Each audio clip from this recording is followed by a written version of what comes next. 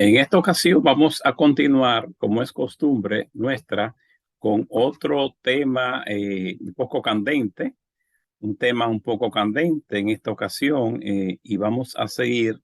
Una vez hablamos no hace tanto tiempo sobre el diluvio de Noé, y hoy vamos a estar haciendo algunas preguntas sobre el diluvio de Noé. Decimos el diluvio de Noé y no el diluvio universal porque, como ustedes saben, hay muchas controversias e incluso se habla de que el diluvio de Noé es simple y llanamente una réplica, una reproducción, una adaptación de otros diluvios, como el diluvio sumerio, el acadio, el babilónico, muchos cientos y hasta miles de años antes que el diluvio de Noé.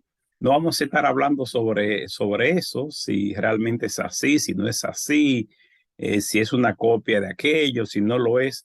No es el tema de esta ocasión. Simple y llanamente queremos hacer algunas preguntas al diluvio de Noé o referente al diluvio de Noé. Es el tema de esta ocasión. Así es que vamos a hacer estas preguntas al diluvio.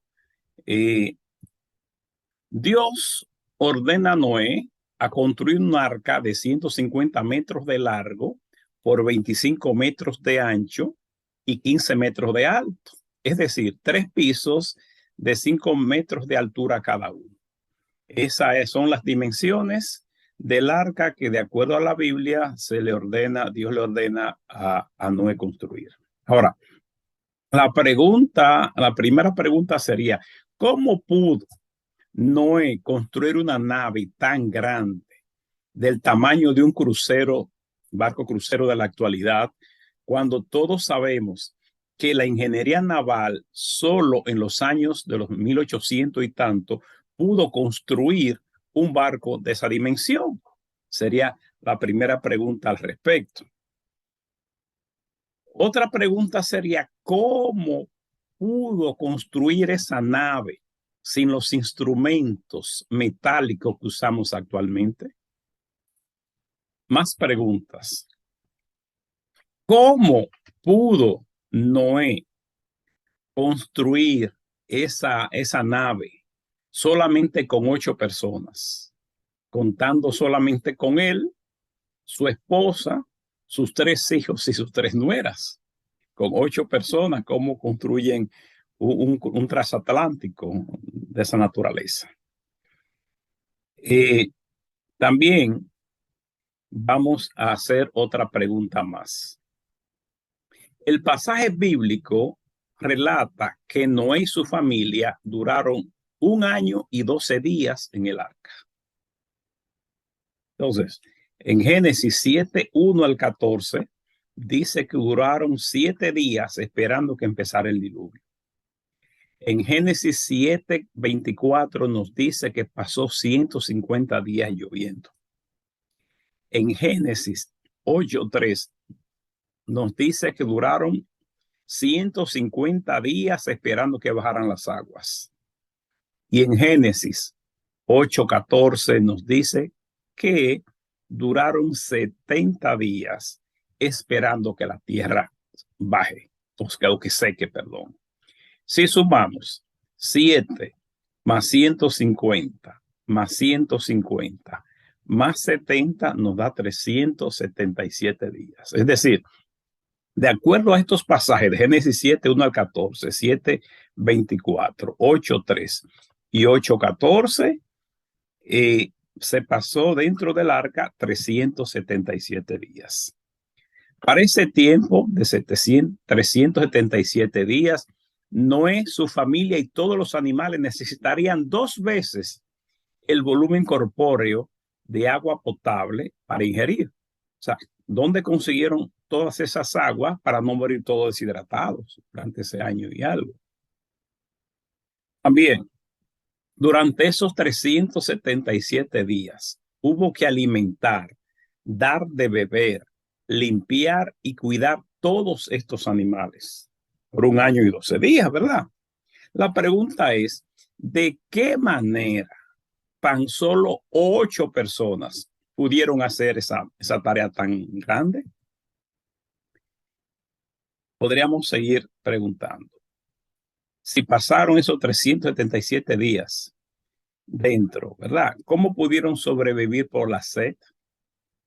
¿Cómo se pudo preparar dentro del arca cada microclima y ambiente para diferentes especies?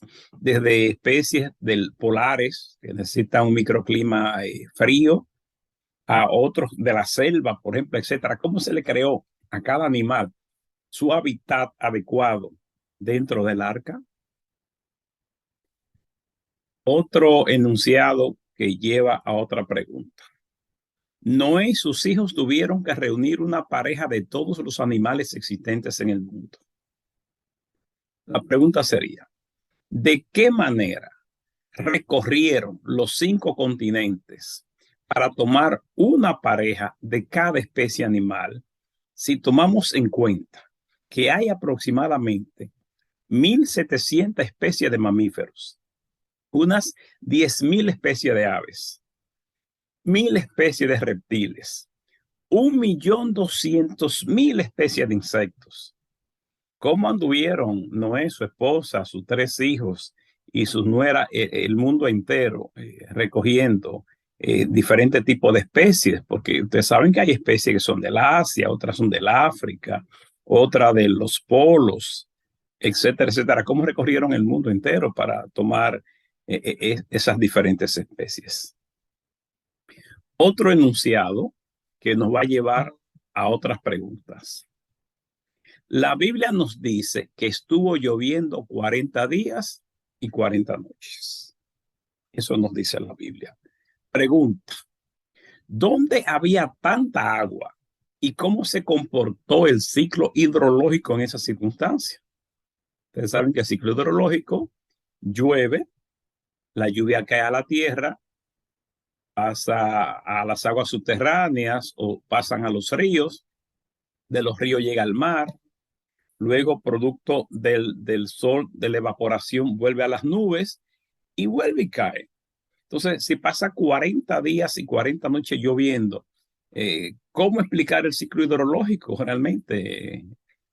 ¿Dónde había tanta agua para que cayera en esas circunstancias? Otro enunciado que nos lleva a otra pregunta. De acuerdo a Génesis 7, las aguas subieron unos 7 metros por encima de los montes más altos. 7 metros por encima de los montes más altos. Si en la actualidad entendemos que el monte más alto es el monte Everest, que casi tiene 9 kilómetros de altura, y para llover durante ese tiempo, 8 kilómetros, hubo que llover diariamente unos 700 pies diarios de lluvia, es decir, 2 veces la longitud de un estadio de béisbol, por ejemplo, 700 pies diariamente lloviendo.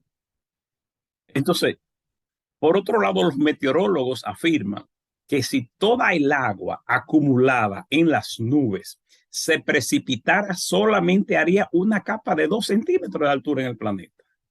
Es decir, los meteorólogos dicen que todas las nubes que hay, toda el agua en las nubes, si todas cayeran, el planeta solamente 2 centímetros de agua estuviera cubriendo el planeta, es decir, la llanura, no los picos, en este caso 8 o 9 kilómetros. Y la otra pregunta fue también, sería, cuando bajó esos 8 kilómetros de altura de agua, de acuerdo a la Biblia, ¿a dónde fue a parar toda esa agua si todos los ríos y océanos estaban también cubiertos de agua? O sea, si había 9 kilómetros de altura de agua, ¿a dónde fueron a parar? Que no se ven dónde están. ¿A qué parte está?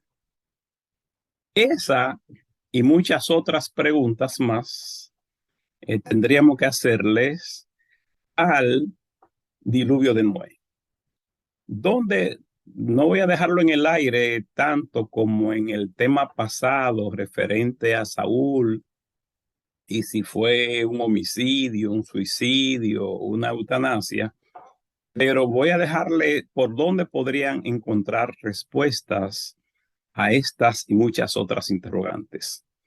En la Fundación Diálogo del doctor Ariel Álvarez, ahí pueden tener informaciones. En Limud Biblica, Limud Estudios Hebreos, limudbiblica.com, Hay cursos que podrían ayudarle al respecto. En Moriah College pueden encontrar informaciones y en universidadredime.com.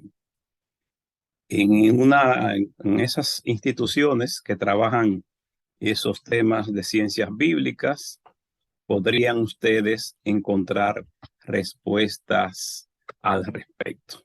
Así que no lo dejo en el aire, le dejo fuentes donde buscar para que ustedes puedan encontrar entonces respuestas convincentes a estas y otras preguntas más que habría que hacerle al relato sobre el diluvio de Noé. Dios me le bendiga, Dios me le guarde y hasta la próxima. Shalom, shalom.